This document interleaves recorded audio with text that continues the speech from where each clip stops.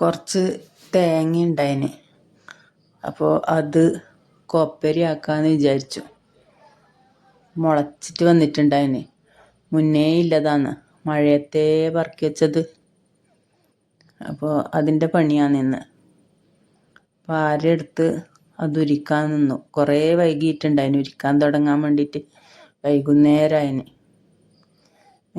ഇങ്ങനത്തെ പാരനെ കൊണ്ട് തന്നെയാണ് തേങ്ങ ഉരിക്കൽ. പിന്നെ മണ്ണിൽ കുഴിച്ചിട്ടിട്ട് ഉരിക്കുന്ന പാരയുണ്ട്.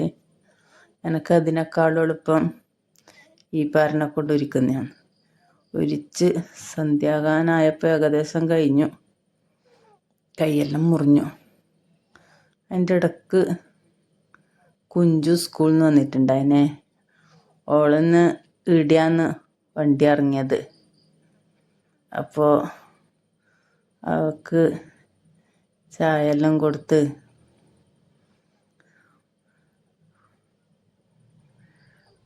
ഓളൊരു ഭാഗത്താക്കി. പിന്നെ ഇതാ ഉരിച്ചിട്ട് ആയി. മുള വന്നത് തന്നെ കൂടുതലും. ചേരിയെല്ലാം കത്തിക്കാനായിട്ട് ഉപയോഗിക്കാം. പിന്നെ രാവിലെ തന്നെ ഇത് ഉടച്ച് വെക്കാം. നല്ല വെയിലുണ്ടല്ലോ. ഇപ്പോൾ രാവിലെ ആയി. പ്രശാന്തേട്ടൻ ഉടക്കാനിരുന്നു. നിറയെ മുളച്ചതായതുകൊണ്ട് പൊങ്ങുണ്ടാവും.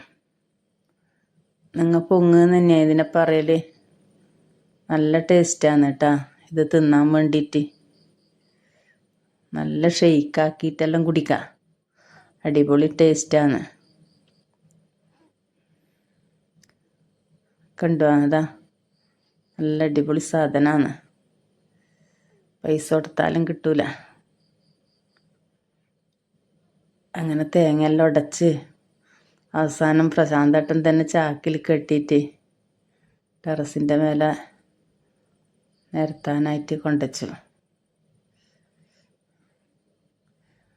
ഞാൻ ഇതെല്ലാം പറക്കി വെച്ചു.